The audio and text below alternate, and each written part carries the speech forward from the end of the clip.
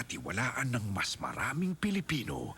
ABS-CBN News and Current Affairs. Panig sa katotohanan. Panig sa bayan. Mga ulos sa balita sa TV Patrol, Southern Mindanao. Envelopes. They do not even know who these people are. Did I not ask, extort money, or favor in consideration? Upat ka mga konsyal sa Davao City giakusahang ng hutot sa mga real estate firms. Konsyal Lavinia ni-resign sa Committee on Housing. Dabawenyong PDA agent patay sa ambush sa Sultan Kudarat. CHR misanga to Grita Vamparo aron mo patimaw si Sergeant Tipait sa public inquiry. Container van nga gidudahang puno og tablon sa Lawaan nasakmit sa Compostela Valley. Talagsaong langgam na alaang wakwak sa Magsaysay. Ug zipline adventure sa Rion. Kinadayo sa mga turista.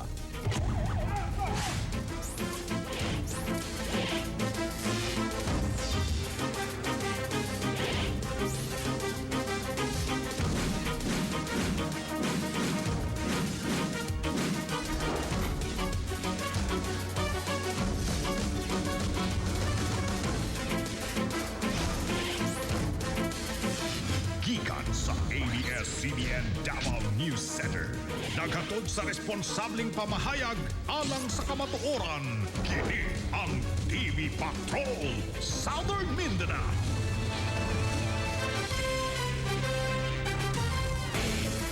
Maayong hapon Davao, Mindanao, Pilipinas ug tibuok kalibutan. Ako si Melanie Severino. Ako si Paul Palacio, kami inyong mga patrol ng Pilipino. Niya ang mga balitang ang inyong masayran karong adlong Martes, Abril 14, nga mabati sab sa GXAB Radyo Patrol.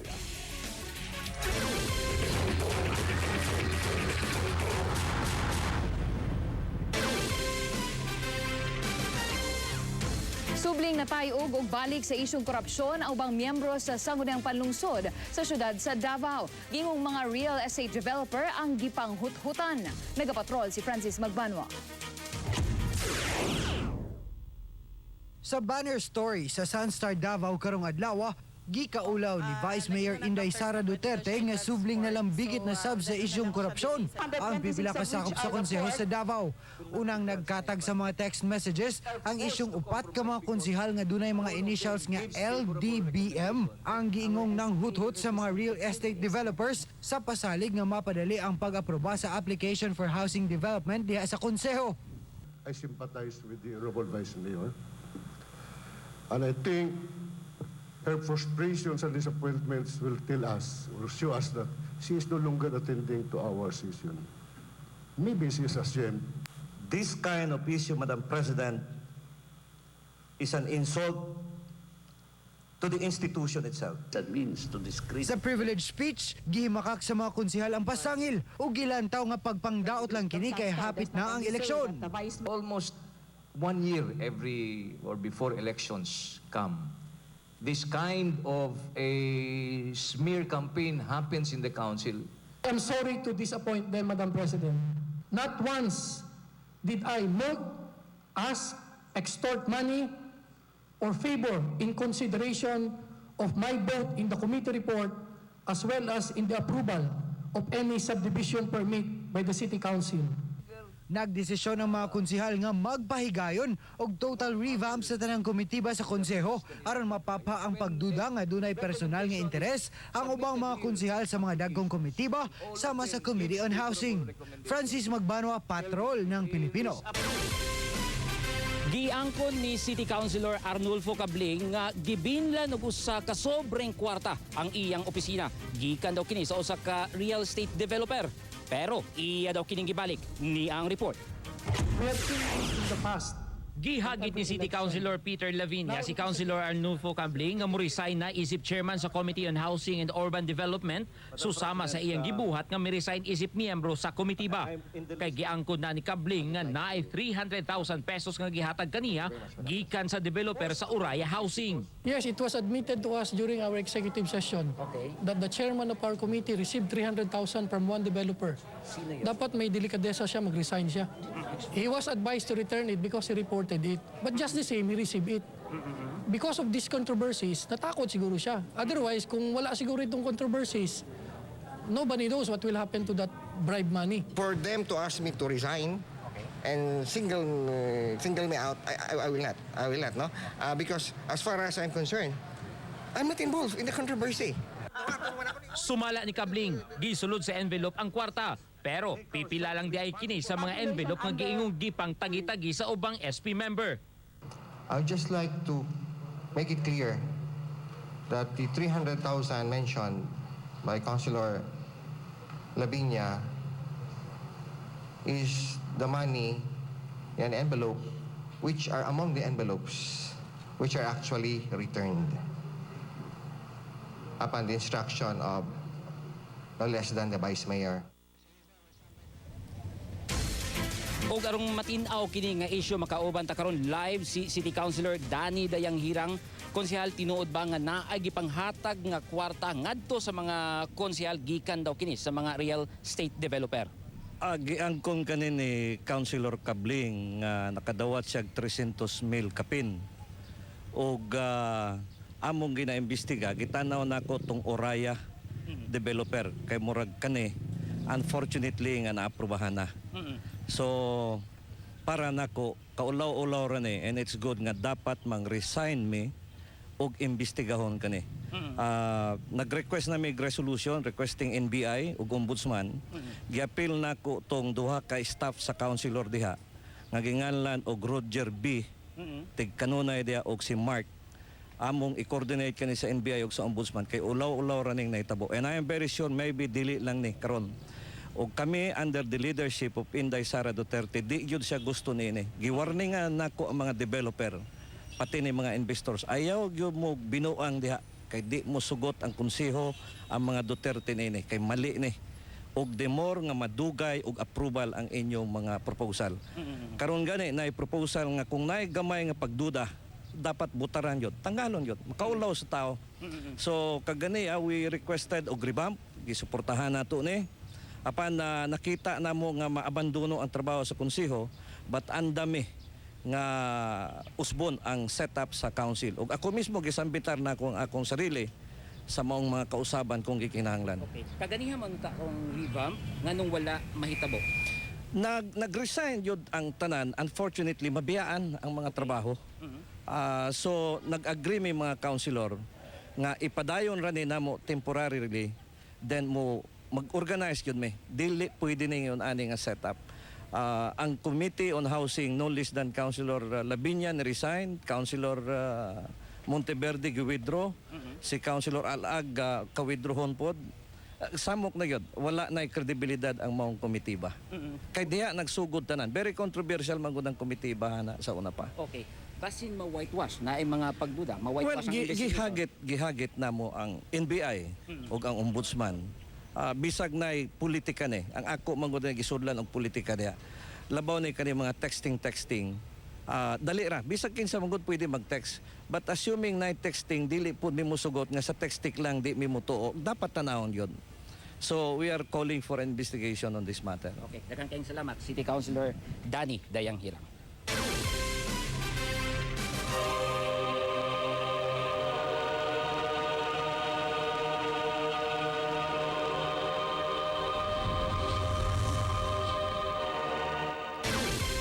Patayng lawas sa taga Davao nga miyembro sa PIDEA nga namatay sa ambush sa Maguindanao, miabot na kagabi. Exclusive di Patrol si Elric Ayop.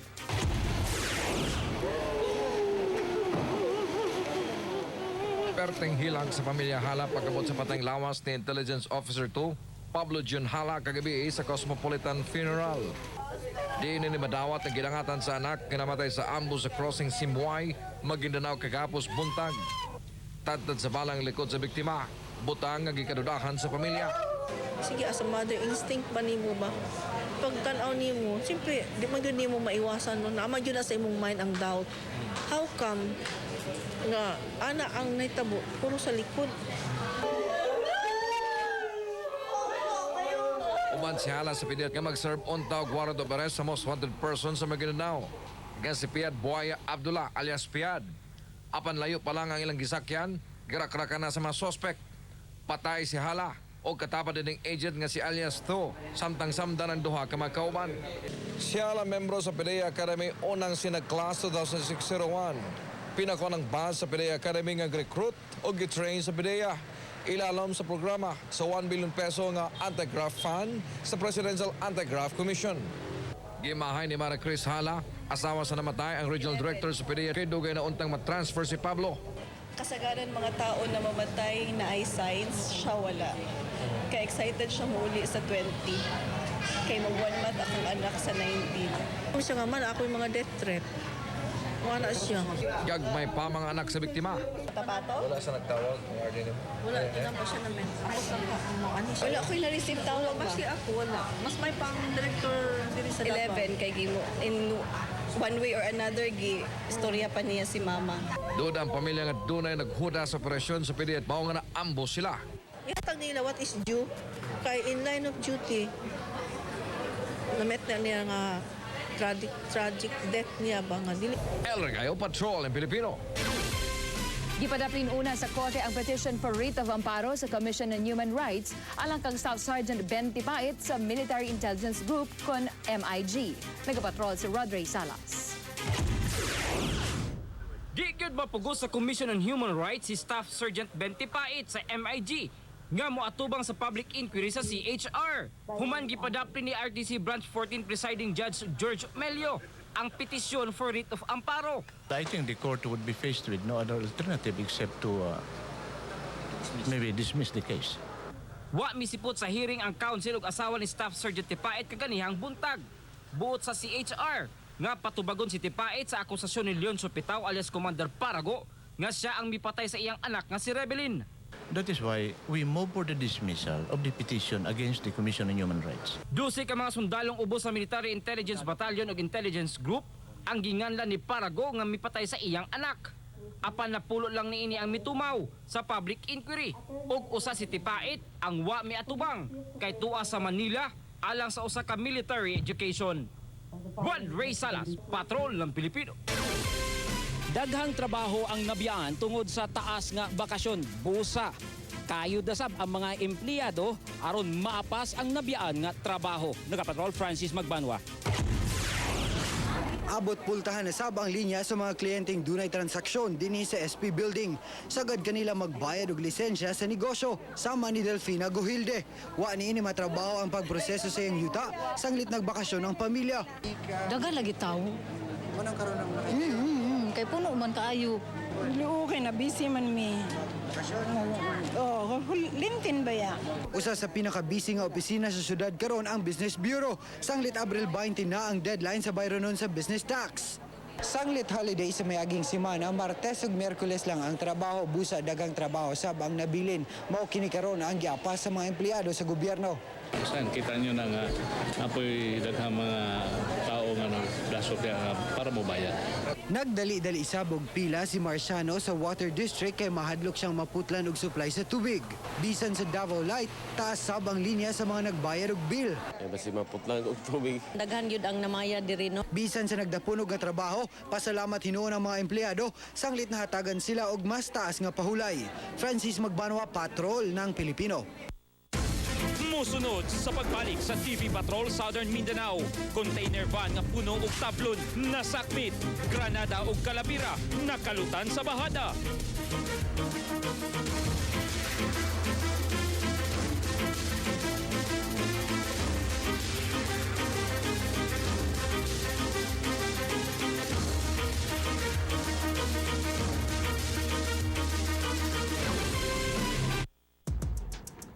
Para sa energy, Crucible Mas. Ang Crucible, mas dagang nutrients for energy kaysa ubang brands. My vitamins plus minerals for energy. Crucible Mas. Kahiya-hiya. World Bank pa ang nag-expose ng corruption dito. Kaya naman umiiwas ang mga investors. Tuloy, maraming napipilitang mag-ibang bansa. Kapalit, 10 milyong mga batang lumalaki ng walang ina o ama. At sa mga kontrata, hindi pampihira ang may malakas magsuhol. Pag korupsyon ang binura, maarangkada ang ekonomiya. At baka hindi na kailangang magsakripisyo sa abroad. Panahon na, patas na laban para sa lahat. pinakabagong Speed Babad with Power Whitener. Sa pagbabad ng labahin, Speed Babad lang yan. Konting kuskus, mantsa'y tanggal. At dahil sa Speed Babad formula, ang puti ay puting-puti. Sa new Speed Babad with Power Whitener, relax ka lang. Before you know it, I'll be sending her to a good school. We'll be needing a bigger home. I'll be retiring soon. There's no better day than today to save for these moments. Through our deposit accounts, investments, and trust services. With BDO, you have a strong and stable partner to help you get ready long before that moment comes. BDO, we find ways. Kining Bahina, hatod kaninyo sa BDO.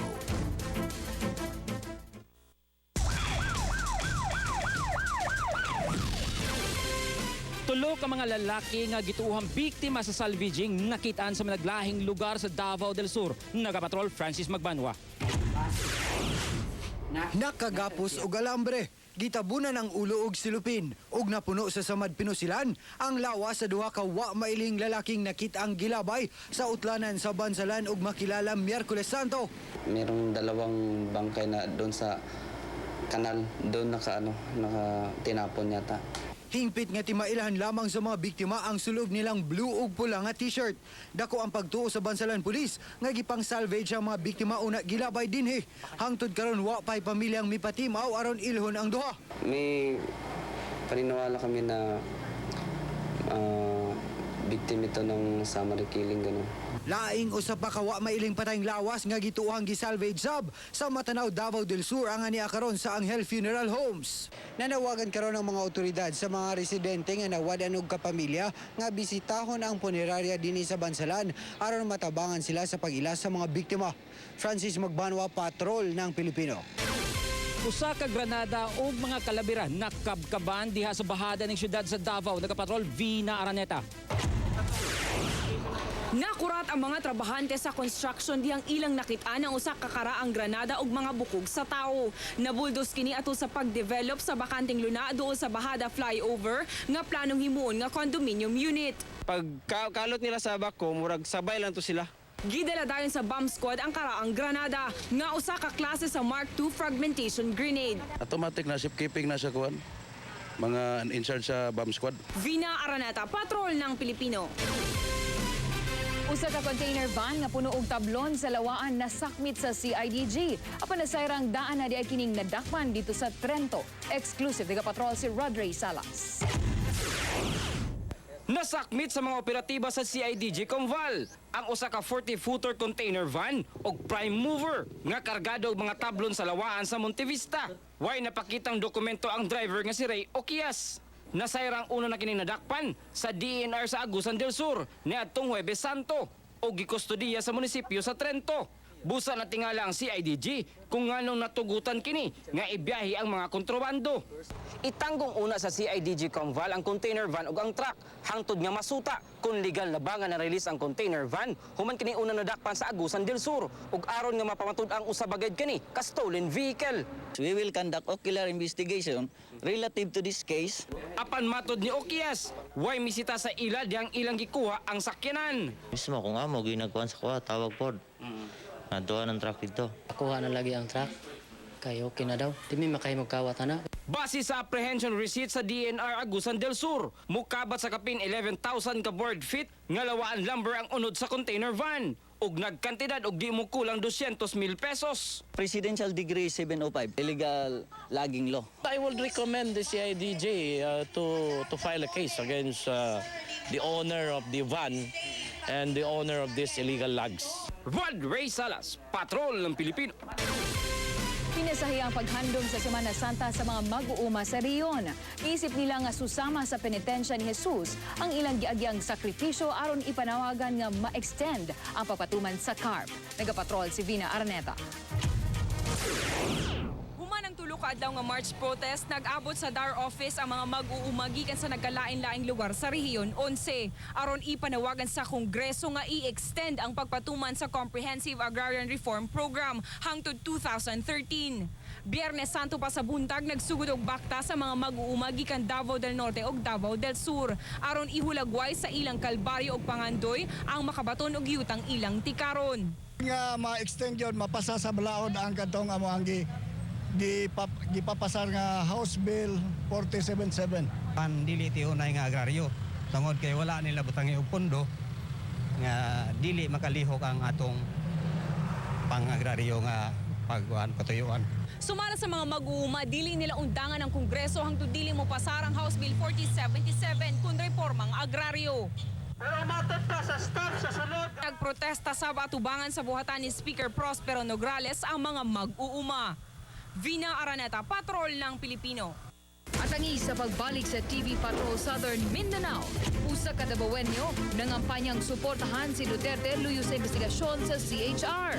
Ug filing sa income tax return mas paspas sa bagong sistema sa BIR.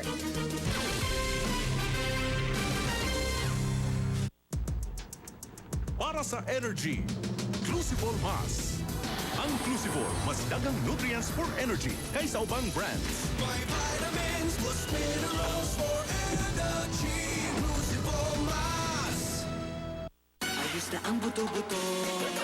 Ayos na ang buto-buto. Hindi ayos pag may arthritis sa trayuma. Sa Skelan, medically proven ang bisa ng naproxen at bilis absorb action ng sodium nito. Kaya, ayos na ang buto-buto. Skelan!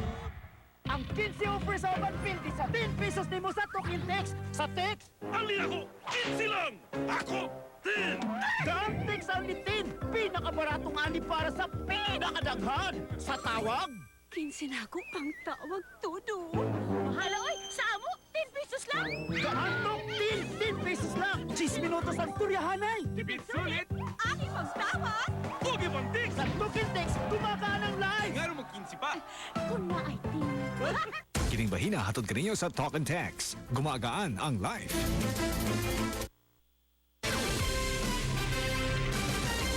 Usa ka adlaw una ang deadline sa pag-file og income tax return, nagpunsisok sa BIR office ang mga taxpayers aron nga magbayad sa ilang mga obligasyon. Live Patrol si Vina Arneta. Vina. Melanie di angay mabalaka ang mga taxpayers kaysa bagong sistema sa BIR, wa pay 10 minutos, humana ang imong transaksyon. Lipay kaayo si Mirna Piaw tungod kay sulod lang sa 5 minutos, naasikaso dayo ng iyang papeles sa pag-file sa iyang income tax return sa milabayng tuig. Wala man hinuon. Pinaagi sa Tax Tulungan Center nga programa sa BIR, mas paspas ang pagproseso sa pag-file. Kay dunay mga tax examiner nga naka-assign sa matag distrito. We are establishing the Tax Tulungan Centers in order to help the taxpayers process their income tax returns. Nasa mga tax centers sa Gaisano Mall, Victoria Plaza, SM ug NCCC Mall. Ugma na gyud ang last filing sa income tax return. Mao nga giyawhag sa BIR ang tanang mga Davaoenyo nga mag-file na aron dili makamulta. Tamurag tama-tama ra pod ang mga filers. Basin karong hapon or tomorrow, daghan na siguro. Melanie, hantud alas 5 sa hapon ugma, Abril 15 ang deadline sa pag-file og income tax return ug wala extension nga ihatag ang BIR. Melanie. Daghang salamat Vina Araneta. Grupo sa mga homeowners nga namiligrong mawad-an og mga balay sa Davao, patubagon si Speaker Prospero Nograles sa ilang gidangatan. Nagapatrol si Francis Magbanwa. Buot sa mga homeowners nga patubagon si House Speaker Prospero Nograles ug si Celso de Los Angeles, presidente sa nabangkaroting Legacy Group of Companies tungod sa kahasol nga nahimo sa ilaha. Sa usa ka joint statement sa Davao City Federation of Homeowners Association ug plan holder sa Legacy, gibasol nila ang legacy sa ilang problema sa housing loan. Kay inay pambayad sa ilang monthly amortization, ilang gi-invest ang kwarta sa Legacy sa paglaom nga motubo kini. Si Celso de Los Angeles mo ay nagbaligya sa among accounts ngadto sa Balikatan Private Corporation. So tanaw nimo, admitado na to nga si Celso de Los Angeles amigo po ni Congressman Nograles. O gusto po namo nga taga diri siya tabangan niya mga tao dili niya biyaan. Si Speaker Nograles siya man ang author aning Condonation of Reconstruction Act. pag kaisa sa Condonation of Reconstruction Act, mo na ning gitawag nilang kaning anti-foreclosure bill 9507, wala na noon may ma-appeal. Sa Davao City, 6,000 ka mga balay ang gitakdang pasiradaan sa balikatan. Sagad niini mga kliyente sa legacy plans nga mukabat sa 25 milyones pesos ang gikabalak ang mawater sa pagsira sa legacy. No, that's why we'll take a look at the letter because I haven't seen it yet, and then we'll just answer the letter accordingly. Apan matud sa kampo ni Nograles, wala matud pa'y basihan ang akusasyon sa grupo ni Dayang Hirang. Francis Magbanwa, Patrol ng Pilipino. Ipagkatag sa email ang usa ka letter of support alang kang Davao City Mayor Rodrigo Duterte. Luyo kini sa ginapahigayon nga public inquiry sa Commission on Human Rights mahitungod sa pagpamatay dinhi syudad sa Davao. Nagkapatrol, Vina Araneta. Gigahinunog oras sa real estate agent kasi Salvador Valbuena ang pag-send og mga email sa tanang mga media outlet sa tibuok nasod aron ipanawagan nga suportahan si Mayor Rodrigo Duterte. Luyo sa mga pagsaway nga nadawat ni ini kabahin sa kaso sa summary execution sa Dakbayan. Napaka-peaceful niya pagmula nung si Mayor ang nag-mayor dito kasi before Mayor nakita ko yung Nicaragdao, yung mga pinapatay ang pulis, mga binomba yung sa Pedro. Hagit ni Valbuena sa CHR. Somebody should not meddle in our business in the same manner that we do not meddle in theirs. Ma'am, Chairperson Laila De Lima, Executive Director of Human Rights Watch, I have an appeal for you, okay? Please leave us alone in Davao City. Butang nga giuyunan sa ubang mga Davaoenyo. Sa Davao, I can see na peaceful naman dito eh. Malinahon, hapsay o gwapo na jud kayo ang syudad sa Davao. Dugang ni Valbuena, way nag-impluwensya kaniya nga himuon kini. I know Mayor as Mayor, but I'm not a close friend of Mayor. I'm not a part of his circle of friends. Giklaro ni Valbuena nga ang iyang gihimo dili pagkonsinti sa DDS. Paglaro lamang kini nga ang Davao usa ka malinawong syudad. Usa ang Sunstar Davao sa nakadawat sa email ni Valbuena. Definitely it's with the opinion section. What I said, this is, a sentiment. Vina Araneta, Patrol ng Pilipino.